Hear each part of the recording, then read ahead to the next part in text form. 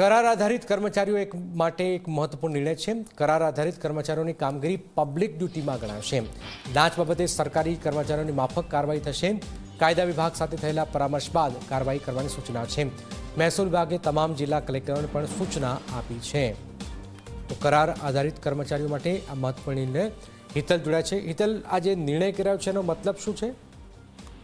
જેને ચોક્કસ એવું કહી શકાય કે છેલ્લા કેટલાક સમયથી જે પ્રકારે એસીબીની ટ્રેપ થતી હોય છે ને એસીબીની ટ્રેપમાં ક્યાંક ને ક્યાંક કરાર આધારિત કર્મચારીઓનો ઉપયોગ અધિકારીઓ દ્વારા થતો હોવાની વિગતો સામે આવી હતી અને ક્યાંક ને ક્યાંક કરાર આધાર હોવાના કારણે તેઓને નોકરીની ચિંતા ન હતી એ પ્રકારની ઘટનાઓ હતી। એના જ કારણે આખરે રાજ્યના મહેસૂલ વિભાગે કાયદા વિભાગ સાથે પરામર્શ કરીને આ સમગ્ર પરિપત્ર તૈયાર કર્યો છે। એટલે કે કરાર આધારિત કર્મચારીઓ પણ પબ્લિક ડ્યુટીમાં ગણાશે, કારણ કે જે પ્રકારે પરમનન્ટ કર્મચારીઓ હોય છે, અધિકારીઓ હોય છે અને એમની સામે જે પ્રકારે પગલાને એક્શન લેવાતા હોય છે એ જ પ્રકારે હવે આવા કેસોમાં, લાંચના કેસોમાં કરાર આધારિત કર્મચારીને પબ્લિક કર્મચારી ગણીને કાર્યવાહી કરવામાં આવશે। ચોક્કસ ક્યાંક ને ક્યાંક જોવા જઈએ તો રાજ્ય સરકારની મંશા આ પરિપત્રથી સ્પષ્ટ છે કે કરાર આધારિત કર્મચારીઓ પણ હવે લાંચ રૂશ્વત કે એમાં ન પડે એટલા માટે આ પ્રકારનો પરિપત્ર કરવો પડ્યો છે।